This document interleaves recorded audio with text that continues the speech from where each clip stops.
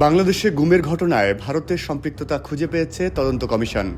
সাবেক বিচারপতি মইনুল ইসলাম চৌধুরীর নেতৃত্বাধীন ৫ সদস্যের কমিশন সম্প্রতি তথ্য উদ্ঘাটন শিরোনামে প্রতিবেদনটি ডক্টর ইউনূসের কাছে হস্তান্তর করেছে। দুই দেশের মধ্যে বন্দি বিনিময়ের কার্যক্রম এবং আটক ব্যক্তিদের সম্ভাব্য পরিণতি সম্পর্কে গোয়েন্দা তথ্য তুলে ধরতে গিয়ে কমিশন তাদের প্রতিবেদনে জানায়, বাংলাদেশে গুমের ঘটনায় ভারতের সম্পৃক্ততা জনসম্মুখে একটি আলোচিত বিষয় হয়ে দাঁড়িয়েছে।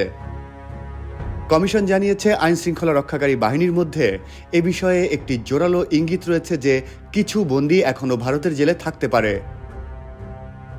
কমিশন আরও জানায়, আমরা পররাষ্ট্র ও স্বরাষ্ট্র মন্ত্রণালয়কে অনুরোধ করেছি যেন তারা ভারতে এখনও বন্দী অবস্থায় থাকতে পারে এমন যে কোনো বাংলাদেশি নাগরিককে খুঁজে বের করতে সাধ্যমতো চেষ্টা করে।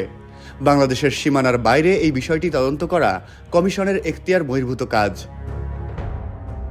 প্রতিবেদনে উল্লেখিত দুটি বহুল আলোচিত ঘটনা গুমের এই কার্যক্রম কিভাবে পরিচালিত হয়েছিল তা বোঝার জন্য গুরুত্বপূর্ণ প্রমাণ সরবরাহ করে। ঘটনা দুটির একটি হলো বাংলাদেশ সুপ্রিম কোর্ট প্রাঙ্গণ থেকে অপহৃত হয়ে ভারতীয় কারাগারে উপস্থিত হওয়া সুখরঞ্জন বালির ঘটনা এবং অপরটি হলো বিএনপি নেতা সালাউদ্দিন আহমেদের ঘটনা।